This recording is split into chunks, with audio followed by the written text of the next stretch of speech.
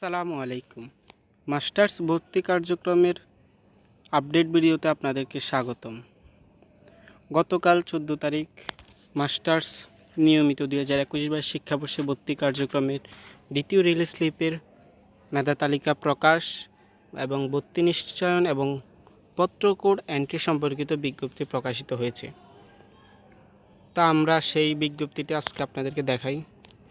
Masters দ্বিতীয় release স্লিপের বিজ্ঞপ্তি।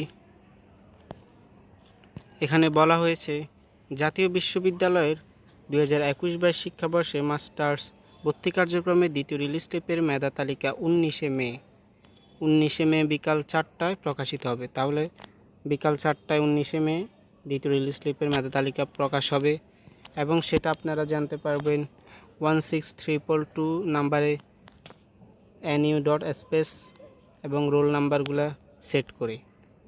তারপর আপনারা চাইলে ওয়েবসাইটে লগ ইন করেও সেটা জানতে পারবেন। যারা পূর্বে কোথাও ভর্তি ছিল, মাস্টার্স নিয়মিত বা প্রফেশনাল কোনো কোর্সে অধ্যয়ন ছিল বা ভর্তি আছে, তাদেরকে সেখানে অবশ্যই ভর্তি বাতিল করতে হবে এবং অন্যথায় দ্বৈত ভর্তির কারণে তাদের রেজিস্ট্রেশন বাতিল বলে গণ্য হবে। তো আমরা একটু নিচে স্ক্রল করি।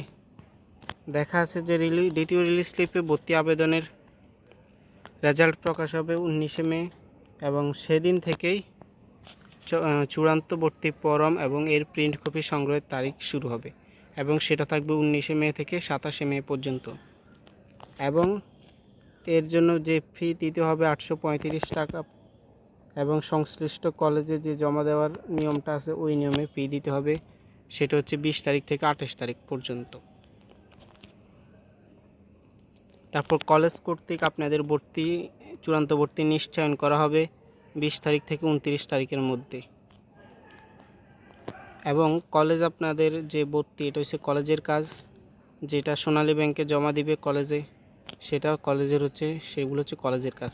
নিচেরগুলো পত্র কোড এন্ট্রি, এটাও কলেজের কাজ, এটাও কলেজের কাজ, আর এটাও কলেজের কাজ।